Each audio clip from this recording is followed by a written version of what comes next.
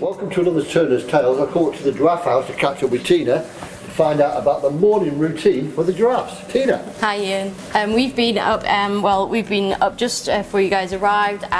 We've checked everyone over in the box. They're all present and correct. Everyone's got legs, tails and everything like that.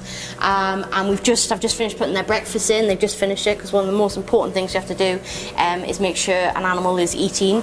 So they've had the breakfast. You obviously can see there's browse hanging up from last night, which had yeah, it's a bit demolished. Last night. That's stripped off. And then the next thing is, once they've all finished, we're happy, we take them into the park. So I'm up here health checking them, making sure everyone's eating, looking healthy, ready to go out and see our guests. And then we've got a second team who's out in our reserve right now, and they're checking all the animals in there, checking our fences and everything like that. And then when everything's okay down there, we'll get a shout on the radio to say we're good to go, and then we'll start getting these guys down our raceway and down into the park for the day. Yeah, they're really good. You know, sometimes you have troublemakers, like, you know, Piper. Sometimes she likes to, you know, cause you a few problems. She likes to mess around in the paddock. She just gets excited. But most of the girls, as soon as they see those gates open to the reserve, they head on down for the day.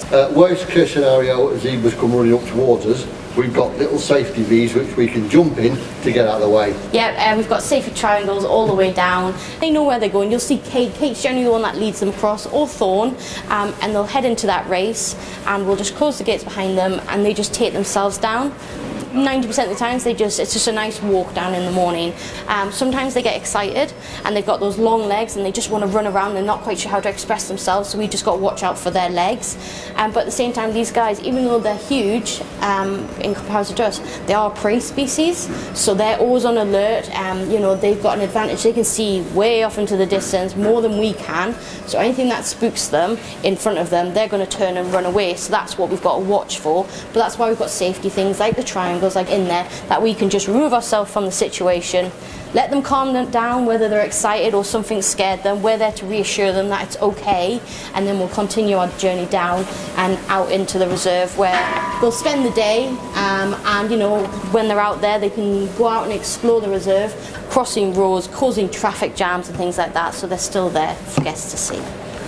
Well, that's it for another Turner's Tales. Hope you've enjoyed catching up with the giraffes and seeing the breakfast routine.